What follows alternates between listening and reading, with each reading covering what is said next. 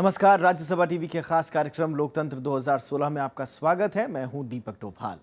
पश्चिम बंगाल में चुनाव आयोग की निष्पक्षता पर सवालों का सिलसिला थमता नजर नहीं आ रहा है। सीपीएम और बीजेपी के बाद कांग्रेस ने चुनाव आयोग पर गंभीर सवाल उठाए हैं। प्रदेश के मुख्य निर्वाचन आयुक्त पर ममता बनर्जी के इशारों पर चलने के आरोप लगाए जा रहे हैं। लेकिन इन तमाम हलचलों के बीच प्रचार का दौर पहले से भी तेज हो गया है। कांग्रेस अध्यक्ष सोनिया गांधी ने पश्चिम बंगाल में 2 रैलियां की और सत्ताधारी टीएमसी समेत बीजेपी की जमकर आलोचना की। प्रदेश में अभी 5 दौर का मतदान होना बाकी है और चौतरफा प्रचार से सियासी पारा चढ़ा हुआ है। दूसरी तरफ तमिलनाडु में बीजेपी अध्यक्ष अमित शाह ने जयललिता सरकार पर तीखा हमला किया है। वहीं डीएमके ने आज उम्मीदवारों की सूची जारी कर दी है और पुदुचेरी में डीएमके और कांग्रेस के बीच सीटों का बंटवारा भी हो गया है। हम इन तमाम खबरों को आप तक पहुंचाएंगे और अपने रिपोर्टरों से जमीनी हालात का जायजा भी लेंगे, लेकिन सबसे पहले एक नजर चुनावी सुर्खियों पर।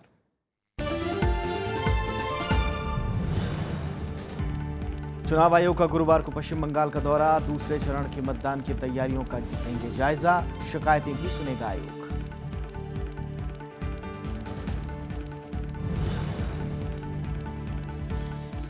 कांग्रेस अध्यक्ष सोनिया गांधी की पश्चिम बंगाल में 2 रैलियां, तृणमूल कांग्रेस पर कई आरोप, कहा बीजेपी और टीएमसी में सांठगांठ।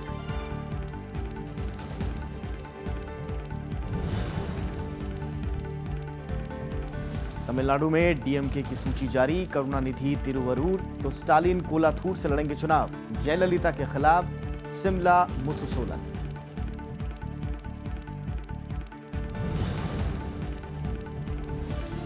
और पुदुचेरी में डीएमके गठबंधन में सीट बंटवारे पर सहमति, टीडब्ल्यूएफ ने भी गठबंधन की सीटों का ऐलान किया।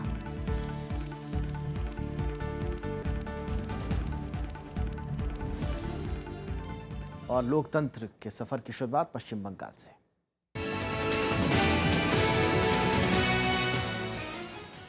कांग्रेस अध्यक्ष सोनिया गांधी ने पश्चिम बंगाल में 2 जगह चुनाव प्रचार किया।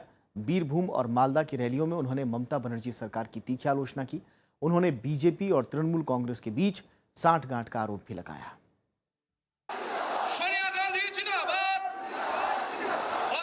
कभी कांग्रेस कुनबे का हिस्सा रही ममता बनर्जी पश्चिम बंगाल चुनाव में इस बार कांग्रेस के निशाने पर हैं। कांग्रेस अध्यक्ष सोनिया गांधी ने राज्य में 2 चुनावी सभाओं में ममता बनर्जी सरकार की खूब आलोचना की। मालदा की रैली में सोनिया गांधी ने आरोप लगाया कि महिला मुख्यमंत्री होने के बावजूद महिलाओं के खिलाफ सबसे ज्यादा अत्याचार पश्चिम बंगाल में ही हो रहा है। उन्होंने ममता सरकार को वादा खिलाफ बताया। जो लोग माँ, माटी और मनुष्य का नारा लगाते हैं, आज उनके राज में यहाँ मेरी प्यारी बहनें बेहाल है, माटी सूख गई है और मनुष्य बेरोजगार। सोनिया गांधी ने टीएमसी और बीजेपी के बीच सांठगांठ होने का दावा किया। उन्होंने कहा कि विरोधी दलों के खिलाफ दोनों पार्टियों का एक जैसा रवैया है। अपने आलोचकों को खामोश करने के लिए धन, बल और बहुबल का जैसा इस्तेमाल दीदी करती है, कांग्रेस सरकारों को गिराने के लिए वैसे ही चाले प्रधानमंत्री मोदी चलते हैं। सोनिया गांधी के यही तेवर बीरभूम में भी बरकरार रहे। यहां भी उनके निशाने पर तृणमूल कांग्रेस और बीजेपी रहे। पश्चिम बंगाल में कांग्रेस वाम दलों के साथ तालमेल कर चुनाव लड़ रही है। प्रणब गोस्वामी, राज्यसभा टीवी। और पश्चिम बंगाल की मुख्यमंत्री ममता बनर्जी ने बीजेपी पर सांप्रदायिक राजनीति करने का आरोप लगाया है। नदन घाट में चुनाव प्रचार के दौरान उन्होंने कहा कि हिंदुत्ववादी राजनीति के जरिए बीजेपी प्रदेश का शांत माहौल खराब कर रही है। उन्होंने केंद्र पर राज्य के साथ सौतेला बर्ताव करने का आरोप लगाया। उन्होंने बीजेपी के साथ कांग्रेस और सीपीएम पर भी कई आरोप लगाए। पश्चिम बंगाल में निष्पक्ष चुनाव का मुद्दा तूल पकड़ता जा रहा है। सीपीएम और बीजेपी के बाद कांग्रेस ने भी इस मामले में आपत्ति जाहिर की है। पहले दौर के दोनों हिस्सों के चुनाव में इन पार्टियों ने सत्ताधारी तृणमूल कांग्रेस पर यह आरोप लगाया था कि वो चुनावी गतिविधियों को प्रभावित कर रही है। आज कांग्रेस ने पश्चिम बंगाल के मुख्य निर्वाचन अधिकारी संदीप सक्सेना को हटाने की मांग की है। कांग्रेस का आरोप है कि उनकी अगुवाई में चुनाव आयोग निष्पक्ष मतदान कराने में अब तक नाकाम रहा है। सिलीगुड़ी में प्रदेश कांग्रेस अध्यक्ष अधीर रंजन चौधरी ने कहा कि पहले चरण में भारी संख्या में बूथ कैप्चरिंग और हिंसा की खबरें आईं, लेकिन मीडिया में छपने के बाद भी चुनाव आयोग ने इस पर कोई कार्रवाई नहीं की। पूरे मामले को लेकर दिल्ली में कांग्रेस के एक प्रतिनिधिमंडल ने चुनाव आयोग से मुलाकात भी की। कांग्रेस का कहना है कि पश्चिम बंगाल में चुनाव आयोग टीएमसी के इशारे पर काम कर रहा है। और पश्चिम बंगाल में दूसरे दौर के मतदान के मद्देनजर चुनाव आयोग गुरुवार को राज्य का दौरा करेगा। मुख्य चुनाव आयुक्त नसीम जैदी की अगुवाई में आयोग की फुल बेंच कल एक दिन का दौरा करने कोलकाता पहुंच रही है। आयोग की टीम इस दौरान 56 सीटों पर हो रहे दूसरे दौर के मतदान का जायजा लेगी। आयोग जिला और पुलिस अधिकारियों से भी मुलाकात करेगी। आयोग की टीम सियासी दलों की उन शिकायतों को भी सुनेगी जो पहले दौर के जो दोनों हिस्से हैं उस दौरान चुनाव आयोग से की गई थी।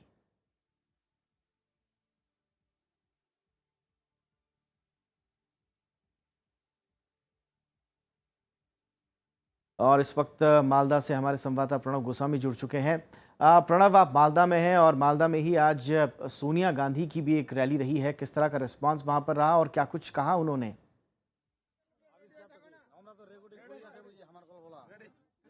देखिए, सोनिया गांधी ने सीधे तौर पर टीएमसी के साथ साथ बीजेपी को भी निशाना साधा है और उन्होंने ये आरोप भी लगाया है कि बीजेपी कहीं ना कहीं टीएमसी को मदद कर रही है और टीएमसी भी बीजेपी के साथ में है। और एक तरह से ये कहा जाए कि एक उनके बीच में एक आपसी गठबंधन है जो कि जनता को धोखा देने के लिए सामने नहीं नजर आ रहा है, लेकिन आपस में एक समझौता हो चुका है। इस तरह का आरोप सोनिया गांधी ने लगाया। उन्होंने ये भी कहा कि जो महत्वपूर्ण बिल है उनको पास कराने में वो टीएमसी का सहयोग ले रही है और बदले में केंद्र सरकार आंखें मूंद रही है उन सारे घोटालों, उन सारे भ्रष्टाचार के आरोपों पर कोई कार्रवाई नहीं कर रही है केंद्र सरकार, जो कि टीएमसी के नेताओं के ऊपर लग रहे हैं। साथ ही उन्होंने ये भी कहा कि इस पूरे इलाके में जो विकास नहीं हुआ है उसके लिए ममता बनर्जी सीधे सीधे जिम्मेदार है। हम समझ सकते हैं कि इस तरह से सीधे आरोप क्यों लगाया गया है कांग्रेस की तरफ से। पिछली बार ये कांग्रेस टीएमसी के साथ में गठबंधन में थी, लेकिन यूपीए 2 में सरकार से बाहर आ गई टीएमसी। उन्होंने इस अलायंस को तोड़ दिया और इस बार लेफ्ट के साथ एक नए समीकरण के साथ मैदान में, जिस इलाके में हम लोग हैं मालदा में, यहाँ पर कांग्रेस का मजबूत गढ़ है। कुल 12 सीटें हैं इस पूरे जिले में, जिसमें कि 7 सीटें कांग्रेस को मिली। इससे पहले भी परंपरागत रूप से कांग्रेस इस इलाके में काफी मजबूत रही है। ये जो पूरा क्षेत्र है यहाँ पर एक तरह से कहा जाए कि मुस्लिम बाहुल्य क्षेत्र है जी, और उस पर कांग्रेस को एक एज जरूर रहती है। लेकिन प्रणव, मैं दूसरा सवाल आपसे पूछना चाहूंगा जो बहुत दिनों से सुर्खियों में है पश्चिम बंगाल की सियासत में, वो है चुनाव की निष्पक्षता पर जिस तरह से सियासी दल एक दूसरे पर आरोप लगा रहे हैं और चुनाव आयोग से सीधे सीधे शिकायत कर रहे हैं। उसके मद्देनजर और जो दूसरे दौर का मतदान है उसके मद्देनजर कल चुनाव आयोग का दौरा है, वहां पर कितना महत्वपूर्ण आप मानते हैं इसको? बहुत महत्वपूर्ण है, क्योंकि इस तरह की शिकायतें पहले दौर के मतदान में बार बार आई।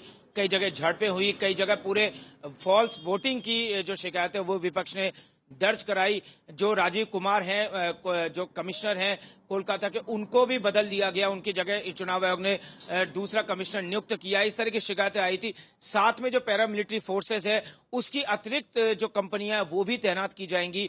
और ये भी एहतियातन चुनाव आयोग जो शिकायतें मिली उसके तहत ये कदम भी उठा रहा है कि जहां पर कुछ संदेह हो कि 90% से ज्यादा पोलिंग हुई है उसकी जांच होगी। अगर 10% से कम हुई है तो उसकी भी जांच होगी। और अगर जरूरत पड़े तो दोबारा उन पोलिंग बूथ पर दोबारा चुनाव कराया जाएगा। इस तरह के कुछ अहम जो कदम है वो चुनाव आयोग उठा रहा है, क्योंकि बार कल जो एक दौरा है, कल एक दिन का दौरा है चुनाव आयोग का। कलकत्ता चुनाव आयोग पहुंच रहे हैं और खुद चुनाव आयुक्त की अगुवाई में ये जो फुल बेंच है चुनाव आयोग की वो कलकत्ता पहुंच रही है और देखना होगा कि क्या कुछ निकल कर सामने आता है। बहरहाल बहुत बहुत शुक्रिया प्रणव हमारे साथ जुड़ने के लिए, इस तमाम जानकारी के लिए। दशक भर पहले टाटा नैनो पूरे देश में चर्चा का मुद्दा थी और नैनो के साथ ही सिंगूर भी पश्चिम बंगाल से बाहर सबकी जुबान पर चढ़ गया। सिंगूर में मतदान में अभी 2 हफ्ते का समय है, लेकिन आज भी जमीन अधिग्रहण का पुराना मुद्दा मतदाताओं के दिलो दिमाग में ताजा है।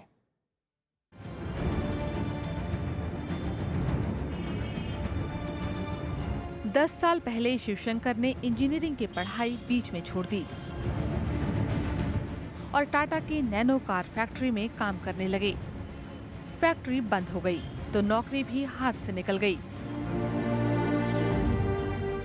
अब न नौकरी है और न ही डिग्री। शिवशंकर नए सिरे से करियर की संभावना तलाश रहे हैं। फैक्ट्री बंद होने का उन्हें दुख है और बेहतरी की उम्मीद बेहद धुंधली। सिंगूर के आम आदमी के बारे में कोई किसी ने भी नहीं सोचा। उधर जो रूरल पार्टी है बोले, जो भी अपोजिशन पार्टी है, कोई नहीं सोचा। बस वो लोग पॉलिटिक्स करते गए और हम लोग सफर होते रहे। अब जो सिंगूर का जो कंडीशन हो गया, कोई भी पार्टी यहाँ पे नया फैक्ट्री नहीं लगा सकते। ये ऐसे ही एक मतलब कोर्ट में जब ये चला गया ना ये केस, तो अब नहीं होगा। शिवशंकर जैसे दर्जनों युवाओं को उम्मीद थी कि टाटा कार फैक्ट्री से इलाके का विकास होगा और उनके दिन सुधरेंगे। कई किसानों ने मर्जी से जमीन दी, कुछ को मुआवजा मिला और कुछ को नहीं। लेकिन जिस उम्मीद से जमीन किसानों ने दी, वो उम्मीद भी फैक्ट्री के साथ ही दब गई। किसानों की जमीन आज भी परती पड़ी हुई है और मामला कोर्ट में लंबित है। শিল্পের জন্যই তো জমি দিয়েছি, যাতে কারখানা হয়, সেই জন্য জমি দিয়েছিলাম। তো तो आपको मुआवजा ठीक मिला? টাকা মিল গিয়া, কিন্তু জমিতে দেওয়া থা যে এই কারখানা হোনা সেই, কিন্তু কারখানা তো হলো না। তা ক্ষতির জমিটা চলে গেল। তো টাকা তো আমার দরকার ছিল না, ও টাকা পেয়েছি, ঘর দর বানিয়ে নিয়েছি। पैसा खर्च हो गया? হ্যাঁ, সব তো খরচ हो गया। এখন আর টাকা পয়সা কোথায়? कॉम्पेंसेशन लिए हमारा लड़ाई नहीं था।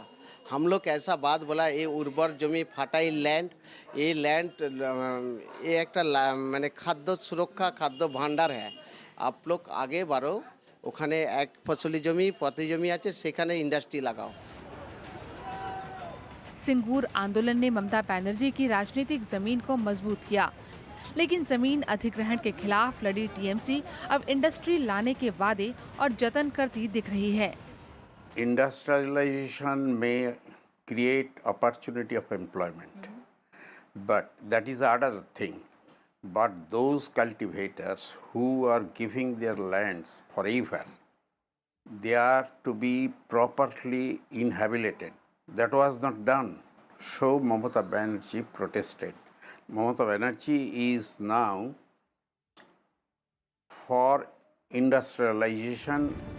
वाम पार्टियों का दावा है कि अगर उनकी सरकार बनती है तो सबसे पहले इंडस्ट्री वापस आएगी।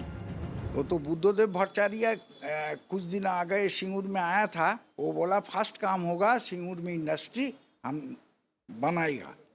इधर से तो कारखाना चला नहीं जाना चाहिए, कारण 85% फार्मर्स जब एग्रीड।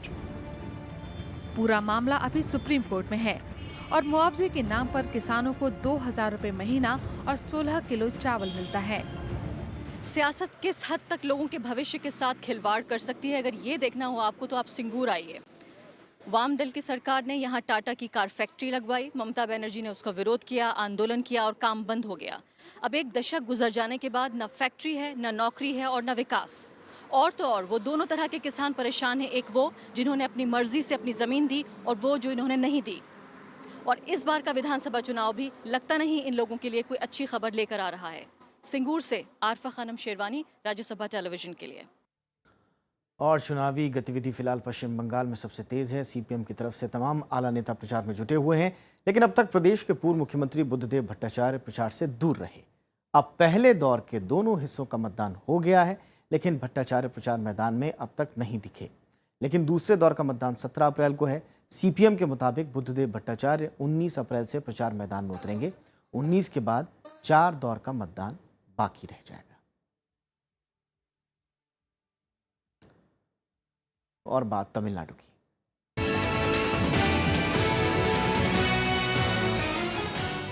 तमिलनाडु विधानसभा चुनाव के लिए डीएमके ने सभी 234 सीटों का ऐलान कर दिया है। करुणानिधि लगातार दूसरी बार अपने गृह क्षेत्र तिरुवरूर से चुनाव लड़ेंगे, जबकि एमके स्टालिन को कोलाथूर से किस्मत आजमाने का मौका दिया गया है। वो इससे पहले भी यहीं से ही लड़ते रहे हैं चुनाव। लिस्ट के मुताबिक आरके नगर सीट से मुख्यमंत्री जयललिता के खिलाफ शिमला मुथुसोलन को मैदान में उतारा गया है। पार्टी नेता पूर्णबुद्धि को तिरुकोविलूर से टिकट दिया गया है, जबकि चेन्नई के पूर्व मेयर एम सुब्रमण्यम को सैदापेट से टिकट दिया गया है। के नेहरू त्रिची उत्तर सीट से मैदान में होंगे। डीएमके कुल 176 सीटों पर चुनाव लड़ रही है। पार्टी ने इसके साथ ही गठबंधन की सीटों का भी ऐलान कर दिया है। कांग्रेस 41 सीटों पर उम्मीदवार उतार रही है, जबकि आईयूएमएल को 5 और एमएमके को 5 सीटें दी गई हैं। बाकी सीटें गठबंधन में दूसरे सहयोगियों को दी गई हैं।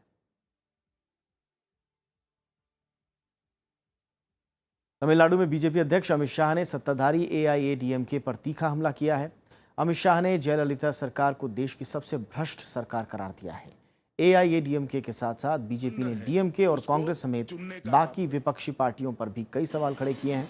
बीजेपी ने खुद को तमिलनाडु के लिए सबसे उपयुक्त विकल्प करार दिया है। पार्टी अध्यक्ष अमित शाह ने कहा कि एनडीए तमिलनाडु को विकास की पटरी पर लाने के लिए प्रतिबद्ध है, लिहाजा जनता को बीजेपी के पक्ष में वोट डालना चाहिए। पार्टी के नेतृत्व में जो एनडीए का गठबंधन है उसको चुनने का काम करें।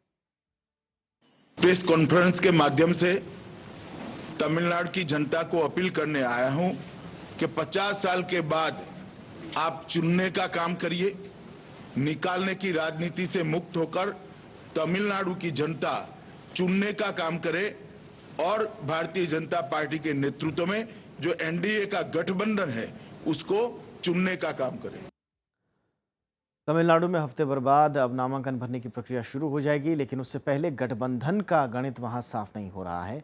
बीजेपी को छोड़कर तकरीबन सारी पार्टियों ने गठबंधन का ऐलान तो कर दिया है, लेकिन बीजेपी इसके लिए पूरी तरह से अब भी जुटी हुई है। गठबंधन के मामले में अलग थलग पड़ी बीजेपी लगातार कई पार्टियों को साथ लाने की कोशिश में जुटी है। डीएमडी के प्रमुख विजयकांत से पार्टी ने फिर अपील की है कि वो 2014 लोकसभा चुनाव की तर्ज पर इस बार साथ मिलकर चुनाव लड़ें। लेकिन डीएमडीके ने वाइको की अगुवाई वाले पीपुल्स वेलफेयर फ्रंट यानी पीडब्ल्यूएफ के साथ गठबंधन का पहले ही ऐलान कर दिया है। पीडब्ल्यूएफ विचारधारा के स्तर पर बीजेपी के उलट है। Previously, when 2014 combine was made, when alliance was formed, there was no any confusion between the DMDK cadres, and they very cordially worked with BJP cadres. But now, because they aligned with the People Welfare Front, there is confusion among the DMDK cadres, the split of the party, which didn't happen when we formed an alliance with the BJP. Tamil Manila Congress के साथ भी BJP की बात चल रही थी, लेकिन TMC ने पीडब्ल्यूएफ का हाथ थाम लिया। यानी 2014 लोकसभा चुनाव में सहयोगी रहे विजयकांत और वाइको ने बीजेपी से किनारा कर लिया। जानकारों का मानना है कि केंद्र में जिस तरह एआईएडीएमके और बीजेपी का तालमेल है, उसको देखते हुए पुराने सहयोगियों ने बीजेपी से पल्ला झाड़ लिया। Even the small and sundry parties which had joined with it in the 2014 Lok Sabha elections, whether it is Vijayakant's DMDK or Vaiko's MDMK or Dr. Ramdas PMK or even some other smaller parties, they are not with the BJP now, except a few very small parties. The reason is that the lack of inclusiveness of the top BJP leadership from Delhi and the absolute directionless of the behavior of the local BJP leaders here. सत्ताधारी एआईएडीएमके भले ही केंद्र में BJP की मदद करे, लेकिन राज्य में वो गठबंधन के मूड में कतई नहीं दिख रही। लोकसभा चुनाव में 39 सीटों में से 37 सीटें जीतने के बाद एआईएडीएमके फिलहाल आत्मविश्वास से लबरेज है, जबकि कांग्रेस ने डीएमके से हाथ मिला रखा है। Not too long ago, CPI-CPM were in alliance talks with Amma in the parliament election, just before the parliament election. But today, where is the need? From 44.3% of the vote share that we achieved. We are going to the people, explaining to what we have done and how the present incumbent government had failed to deliver, to perform in the state. इस वक्त BJP पूरी कोशिश में है कि वो एआईएडीएमके और DMK दोनों का विकल्प बनकर उभरे, लेकिन तमिलनाडु की राजनीति पर नजर रखने वालों को फिलहाल ये टेढ़ी खीर लग रहा है। 2014 के संसदीय चुनाव में बीजेपी को लोकसभा की 1 सीटें प्राप्त हुई थी तमिलनाडु से, और इससे उनके मनोबल में वृद्धि हुई है। लेकिन देखना यह है कि इस विधानसभा चुनाव में उतनी सीटें मिल पाती हैं, उससे ज्यादा मिल पाती हैं या उससे कम मिल पाता है। राज्यसभा टेलीविजन के लिए कैमरा पर्सन ओम प्रकाश के साथ चेन्नई से अखिलेश सुमन। और अखिलेश सुमन चेन्नई से हमारे संवाददाता इस वक्त हमारे साथ जुड़े हुए हैं, उनका रुख करते हैं। अखिलेश, कल प्रकाश जावड़ेकर कह रहे थे कि आज त्रिची जब जाएंगे राष्ट्रीय अध्यक्ष अमित शाह, तो गठबंधन और एनडीए का जो कुनबा है उसकी स्थिति पर वो साफ करेंगे कि कितना एनडीए है, कौन कौन पार्टी हैं, कितनी सीटें हो रही हैं। क्या अब तक कोई स्थिति साफ हो पाई आज? देखिए अभी तक कोई स्थिति साफ नहीं हो पाई है और जहां तक यहाँ एक तरीके से कहें तो पूरे तमिलनाडु में एक कंफ्यूजन की स्थिति रही बीजेपी के बारे में। बीजेपी ने पहले प्रकाश जावड़ेकर जब खुद आए उन्होंने कहा कि यहाँ सैंड माफिया है, यहाँ लीकर माफिया काम कर रहा है। उसके बाद पीयूष गोयल आए, पीयूष गोयल ने कहा कि अम्मा से मिलना बहुत मुश्किल है, केंद्रीय मंत्री भी उनसे नहीं मिल सकता। और उसके बाद वेंकैया नायडू आए, उन्होंने कहा कि हमको मिलने में कोई दिक्कत नहीं हुई। तो आप समझिए कि एक बीजेपी अनेक सुर में बोल रही है, तो जनता के अंदर और यहाँ तक एलाइज के अंदर बहुत ही कंफ्यूजन है कि बीजेपी की असली नीयत क्या है। और बीजेपी की असली नीयत, जब राज्यसभा में बीजेपी को सीटें समर्थन चाहिए, उसके लिए अम्मा के साथ उनकी लुका छिपी का खेल चलता रहा है। और यहाँ जो छोटे छोटे दल हैं जो पहले साथ में थे बीजेपी के साथ, उनका बीजेपी ने घोर उपेक्षा की है। उनके अंदर एक तरीके का आक्रोश है और उनका यह कहना है कि बीजेपी ने एरोगेंस दिखाया है उस पूरे असेंबली लोकसभा चुनाव के बाद। एक भी मीटिंग बीजेपी ने तमिलनाडु के अपने पुराने एलाइज के साथ नहीं किया है। इस बात से ऊब कर कहें, इस बात से परेशान होकर कहें या इस बात से नाराज होकर सारे जो यहाँ के जो कहें कि तकरीबन मध्यम दर्जे के जितने दल थे वो सारे दलों ने अभी बीजेपी से किनारा कर लिया है। और मुझे नहीं लगता है कि आगे आने वाले दिनों में एक आध छोटी, बहुत ही छोटी मिनिस्कल जो पार्टीज है उनके साथ हो सकता है बीजेपी एक दो दिनों में अलायंस की घोषणा करेगी, लेकिन उसका कोई मतलब नहीं है। वो उनके पास न कोई वोट है न कोई सीट है। तो आप समझिए कि एक तरीके से बीजेपी एक लोन वॉरियर है, अकेले चुनाव में जीतने जा रही है। ये मजबूरी भी दिख रही है क्योंकि बीजेपी के साथ फिलहाल कोई दिख नहीं रहा है। हालांकि एनडीए शब्द का बार बार प्रयोग कर रही है बीजेपी, लेकिन एनडीए का स्वरूप क्या होगा, कौन कौन सी पार्टियां उसमें होंगी और जो उनमें पार्टी होंगी उनका क्या कोई वजूद है, वो क्या प्रभाव डाल पाएंगे विधानसभा चुनाव में, ये एक बड़ा सवाल बना हुआ है। बहुत बहुत शुक्रिया अखिलेश इस तमाम जानकारी के लिए। अब चलते हैं पुदुचेरी।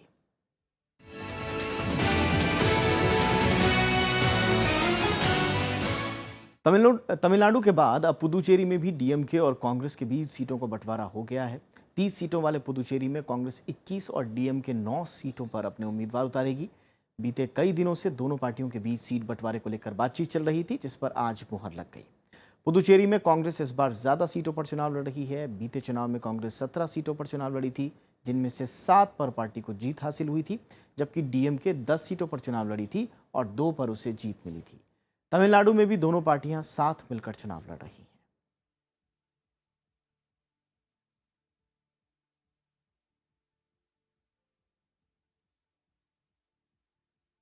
और दूसरी तरफ पुदुचेरी में 5 सियासी दलों के गठबंधन पीडब्ल्यूएफ के बीच भी सीट बंटवारे पर सहमति बन गई है। 30 सीटें हैं पुदुचेरी विधानसभा में और गठबंधन के तहत सीपीआई को सबसे ज्यादा सीटें दी गई हैं। सीपीआई 8 सीटों पर चुनाव लड़ेगी पीडब्ल्यूएफ गठबंधन की ओर से।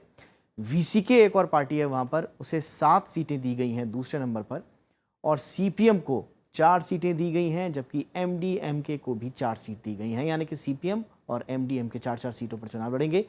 आरएसपी को 1 सीट मिली है। अच्छा, खास बात इसमें यह है कि गठबंधन ने माहे और यनम में निर्दलीय उम्मीदवारों को अपना समर्थन देने का फैसला किया है। यानी माहे और यनम में कोई भी उम्मीदवार नहीं उतारा गया है पीडब्ल्यूएफ की ओर से, बल्कि जो वहां पर लोकल निर्दलीय उम्मीदवार हैं उनको अपना समर्थन दिया जाएगा, ये ऐलान किया गया है। एक और खास बात यह है कि गठबंधन में सहयोगी डीएमडीके को राज्य की 4 सीटें दी गई हैं, ये पेशकश की गई है। हालांकि बैठक में डीएमडीके के नेता शामिल नहीं हुए थे और उन्होंने ये कहा है कि इस पर हम फैसला बाद में करेंगे। अब किस पार्टी को कौन सी सीट दी जाएगी इस पर अभी फैसला नहीं हुआ है और गठबंधन का कहना है कि जल्द ही इस पर भी फैसला हो जाएगा।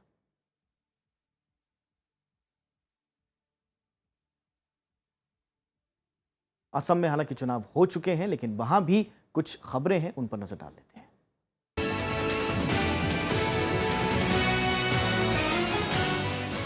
असम में हाल ही में खत्म हुए दूसरे और आखिरी दौर के मतदान में 14 विधानसभा क्षेत्रों में 90% से ज्यादा मतदाताओं ने वोट डाला। इस दौर में राज्य की 61 सीटों पर कुल 84.72% मतदान हुआ। 7 विधानसभा क्षेत्रों वाले धुबरी जिले में सबसे ज्यादा 91.23% मतदान हुआ।